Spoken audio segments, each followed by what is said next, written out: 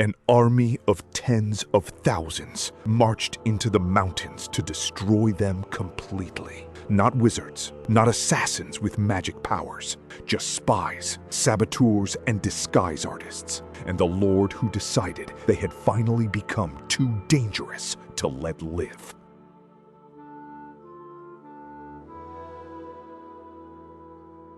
Real ninja never walked through walls, never turned invisible, and never used magic. Almost everything you think you know about them is fiction. So who were they really? And why did the myth take over so completely? During Japan's Sengoku period, warlords needed something armies alone couldn't provide: information. Spies who could infiltrate an enemy castle, sabotage supplies, or simply report back on troop movements, were often more valuable than another 1,000 soldiers. This need created a demand for specialists, men and women skilled in stealth, disguise, and quiet violence. History remembers them as ninja.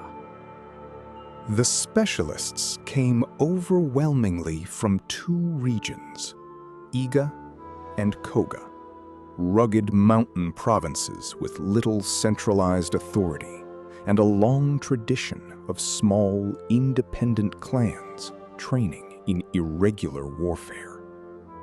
Far from a single unified order, these were loose networks of families who sold their skills as mercenaries to whichever daimyo could pay for them. The most famous myth, invisibility. No historical technique allowed a person to vanish. What actually worked was patience and timing, moving during a sentry's blind spot, waiting motionless in shadow for hours, exploiting a guard's fatigue near dawn. It looked like magic, only to the men who never saw it coming. The iconic solid black ninja costume is almost entirely theatrical invention. On a kabuki stage, black-clad stagehands were understood by the audience to be invisible, a convention later borrowed for ninja characters. In the field, an all-black outfit would stand out badly against most rural backgrounds. Real operatives dressed as farmers, merchants, or traveling monks. Disguises that let them walk in plain sight.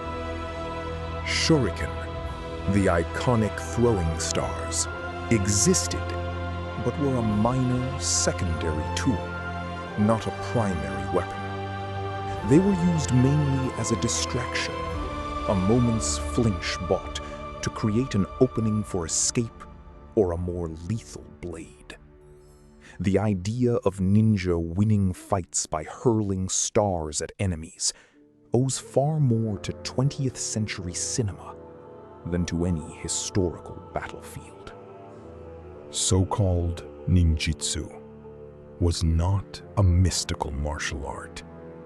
It was closer to a professional skill set: how to pick a lock, forge a document, start a controlled fire, mix a sedative, climb a wall using simple hooked tools, and remember a floor plan after a single glance. Espionage tradecraft, not sorcery. Perhaps the most valuable skill of all was disguise, formalized in later manuals as the 7 ways of going, posing convincingly as a monk, a merchant, a performer, a laborer, or a wandering priest, each identity granting access to a different kind of target. A good ninja was rarely noticed at all, which was, of course, the entire point. In 1581, Oda Nobunaga decided the independent clans of Iga had grown too dangerous to leave alone. He sent an army of tens of thousands into the province, with orders to crush its resistance completely. It became one of the most brutal campaigns of his career, and very nearly the end of the ninja as a distinct tradition.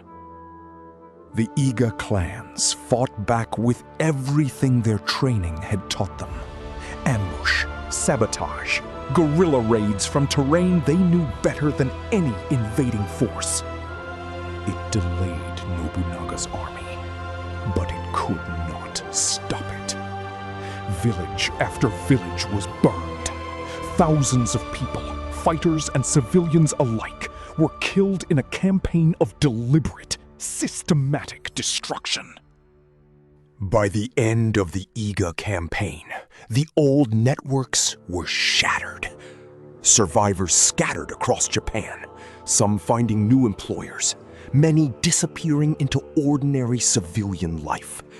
Their skills and family knowledge quietly passed down without the organized clan structure that had once supported them. Some of the surviving Iga families found a new patron, Tokugawa Ieyasu, who valued their skills enough to employ them as guards, scouts, and intelligence gatherers. Their descendants would go on to guard the walls of Edo Castle for generations, a discreet, largely undocumented presence inside the new center of Japanese power. As the country settled into 2 centuries of enforced peace under Tokugawa rule, the practical need for wartime spies mostly vanished. What remained of ninja tradition survived instead as writing. Most notably, the Bansenshukai, a 17th century manual compiling techniques, tools, and philosophy from across the old Iga and Koga schools. The Bansenshukai reads less like a book of magic and more like a field manual. Instructions for making explosives, guidance on psychological manipulation, detailed diagrams of climbing tools and listening devices. It is, in many ways, the closest thing history has to a real-world spy handbook from feudal Japan. So where did invisibility, sorcery, and superhuman ninja come from? Largely from Edo period entertainment. Kabuki plays and woodblock prints needed spectacle, and quiet professional spycraft doesn't sell tickets. Writers gave ninja characters magical powers, and audiences loved it far more than the truth. That fictional version only grew larger in the 20th century, exported worldwide through novels, films, and eventually a flood of manga, anime, and Hollywood productions. Somewhere along the way, the invented ninja, supernatural, silent, unstoppable, became far more famous globally than the actual historical spies who inspired it. Modern historians and archaeologists are still working to separate the two.